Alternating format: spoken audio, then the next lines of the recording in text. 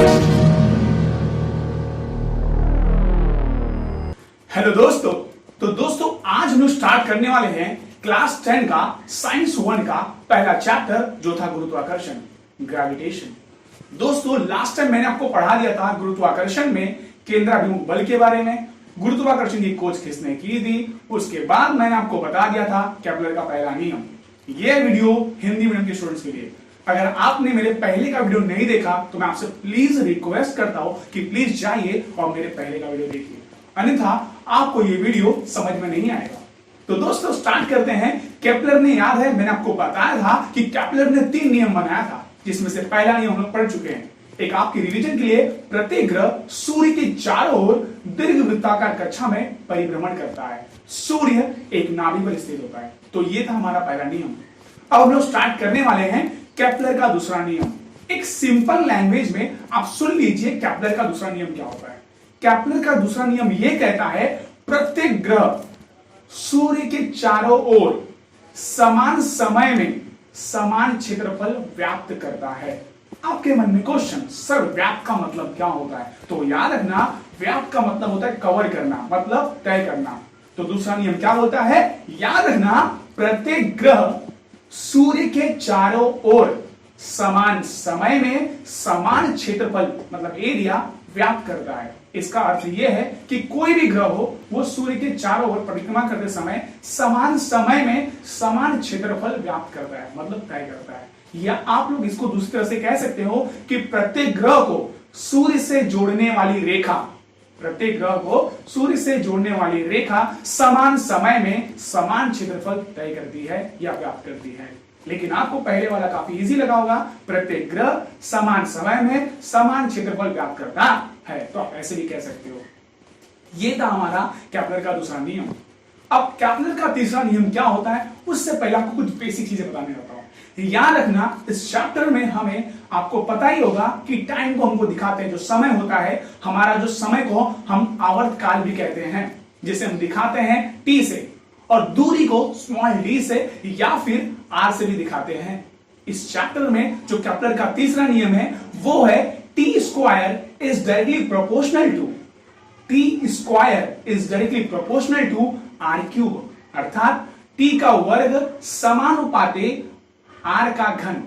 इसका मतलब ये होता है, याद रखना, अगर ऊपर टी स्क्वायर का मतलब होता है टी का वर्ग मतलब समय का वर्ग, आर माने होता है दूरी मतलब दूरी का घन। मतलब ऐसे बोलना है केपलर का तीसरा नियम, प्रत्येक ग्रह के आवर्त काल का वर्ग, प्रत्येक ग्रह के आवर्त काल का वर्ग उसकी बीच की दूरी के घन के समानुपाती होता है। यही था हमारा केपलर का तीसरा नियम। याद रखना, प्रत्येक ग्रह के आवर्त काल का वर्ग उसके बीच की दूरी के घन के समानुपाती होता है। इसका मतलब यह होता है कि जो भी टाइम पीरियड होता है उसका जो स्क्वायर होता है वो डायरेक्टली प्रोपोर्शनल होता है उसके डिस्टेंस के, मतलब उसकी दूरी के घन के। अर्थात सिंपल लैंग्वेज में समझिए, अगर टाइम बढ़ेगा तो दूरियां भी बढ़ेगी, अगर टाइम कम होगा तो दूरी भी कम होगी। ये होता है समानुपाती का मीनिंग। और एक प्रतिलोमानुपाती टर्म होता है जो शायद से आगे पढ़ने मिले, इसका मतलब होता है उल्टा, अगर कोई चीज बढ़ रही है तो दूसरी चीज घटेगी, अगर कोई चीज घटेगी तो दूसरी चीज बढ़ेगी। तो इस चैप्टर में दोस्तों हमने पढ़ा केपलर का दूसरा नियम और केपलर का तीसरा नियम। इसके साथ मैं आपको एक और टर्म बताना चाहता हूं दोस्तों, जो आपके लिए काफी नया होगा इस चैप्टर में, जो है सेंटर ऑफ मास, जिसको कहते हैं द्रव्यमान केंद्र। सबसे पहले द्रव्यमान केंद्र मतलब क्या रहता है, जैसे आपको मैं एक एग्जांपल देता हूं। आप कोई भी बुक लीजिए, अगर उसके कॉर्नर्स पे अगर उंगली रख के उसको घुमाते हैं तो वो नहीं घूमेगा, लेकिन आप उसके सेंटर में उसको रख के घुमाते हो तो वो घूमती है। मतलब क्या, किसी भी वस्तु का जो द्रव्यमान होता है, किसी भी पिंड माने होता है वस्तु, किसी भी वस्तु का जो द्रव्यमान होता है, उसका जो मास होता है, जो वजन होता है, वो उसके केंद्रक में केंद्रित होता है, वो उसके सेंटर में कॉन्सेंट्रेट होता है। मतलब किसी भी वस्तु का द्रव्यमान उसके केंद्रक में केंद्रित होता है। केंद्रक अर्थात नाभिक कहते हैं, उसमें केंद्रित होता है, जिसे हम द्रव्यमान केंद्र कहते हैं। आप बुक के बीच में अगर उसको रख के आप घुमाएंगे तो जरूर घूमेगा, लेकिन वही साइड कॉर्नर पे घुमाएंगे तो नहीं घूमेगा।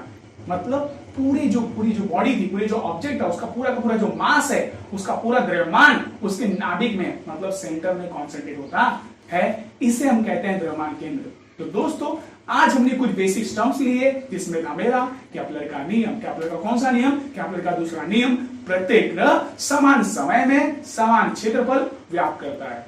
तीसरा, प्रत्येक ग्रह के आवर्त काल का वर्ग उसकी बीच की दूरी के घन के समानुपाती होता है। उसके बाद मैंने आपको पढ़ाया द्रव्यमान केंद्र, मतलब किसी भी वस्तु का द्रव्यमान उसके नाभिक में या केंद्रक में केंद्रित होता है, जिसे द्रव्यमान केंद्र कहते हैं। दोस्तों आगे हमें ऐसे ही कुछ बेसिक टर्म्स पढ़ने मिलेंगे, जैसे कि आपने सुना होगा गुरुत्वीय त्वरण। अब ये गुरुत्वीय त्वरण होता क्या है दोस्तों, जरा सुनिएगा। गुरुत्वीय त्वरण को हम लोग दिखाते हैं छोटे जी से, लेकिन वो पढ़ने से पहले वो क्या होता है मैं आपको डिटेल में बताऊंगा, लेकिन उसके पहले हमको न्यूटन का विश्व गुरुत्वाकर्षण संबंधी नियम पढ़ना होगा। और न्यूटन का विश्व गुरुत्वाकर्षण संबंधी नियम क्या बोलता है, एक सिंपल लैंग्वेज समझिए। जैसे कोई भी दो बॉडी है, कोई भी दो पिंड है, उनमें परस्पर आकर्षण बल होता है, आकर्षण होता है। और यह आकर्षण उनकी जो बीच की दूरी होती है, उनकी बीच की दूरी के वर्ग प्रतिलोमानुपाती तथा उनके द्रव्यमान के गुणनफल के समानुपाती होती है। मुझे पता है आपको समझ में नहीं आया, तो सुनिए ध्यान से समझ लीजिए। यहां पे एक बॉडी है, ऑब्जेक्ट है, यहां पे एक ऑब्जेक्ट है। इसका द्रव्यमान m1 है, इसका द्रव्यमान m2 है, इसकी बीच की दूरी r है। तो न्यूटन का विश्व गुरुत्वाकर्षण संबंधी नियम यह कहता है कि कोई भी पिंड में, ब्रह्मांड में किन्हीं दो पिंडों में, ब्रह्मांड में किन्हीं दो पिंडों में परस्पर कौन सा बल होता है? आकर्षण बल होता है। और यह आकर्षण बल दोनों पिंडों के द्रव्यमान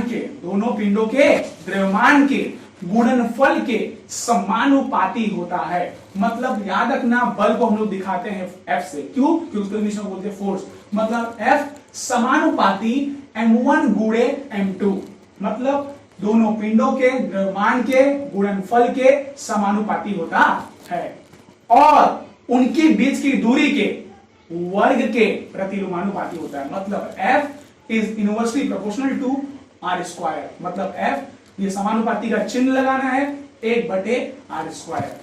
तो इस प्रकार समीकरण 1 तथा 2 से लेफ्ट साइड अगर सही है तो आपके पास एक फॉर्मूला आ जाएगा, F is inversely proportional to m1 m2 upon r²।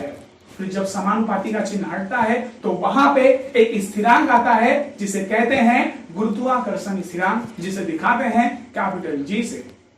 यही जीवन भर का जीव है। तो दोस्तों याद रखना, हमारे पास F equal to G m1 into m2 upon r², ये फॉर्मूला मिला। तो आकर्षण बल या गुरुत्वाकर्षण का जो हमें फॉर्मूला मिला वो है F equal to G m1 m2 upon r²। Newton का विश्व गुरुत्वाकर्षण संबंधी नियम क्या बोलता है, एक बार वापस से सुनिए। ब्रह्मांड में किन्हीं दो पिंडों में परस्पर आकर्षण बल होता है। यह आकर्षण बल दोनों पिंडों के द्रव्यमान के गुणनफल के समानुपाती होता है तथा उनकी बीच की दूरी के वर्ग के प्रतिलोमानुपाती होता है। मैं आपको बताना चाहता हूं, अगर द्रव्यमान बढ़ेगा तो आकर्षण बल भी बढ़ेगा, इसका मीनिंग ये होता है। अगर द्रव्यमान कम हुआ तो आकर्षण बल भी कम होगा, ये था समानुपाती का मीनिंग। लेकिन अगर दूरियां बढ़ेंगी तो आकर्षण बल कम होगा, लेकिन दूरियां अगर कम होगी तो आकर्षण बल बढ़ेगा। तब तक के लिए मेरे चैनल को प्लीज प्लीज प्लीज लाइक करो, शेयर करो, सब्सक्राइब करो। मेरा जो चैनल है वो 9, 10 और 12 के बच्चों के लिए काफी हेल्पफुल होगा, क्योंकि उनके लिए वीडियोस अपलोड करते रहता हूं। तब तक के लिए प्लीज आप खुश रहो, मस्त रहो, सेफ रहो अपने घर पे। Thank you, thanks a lot, जय हिंद।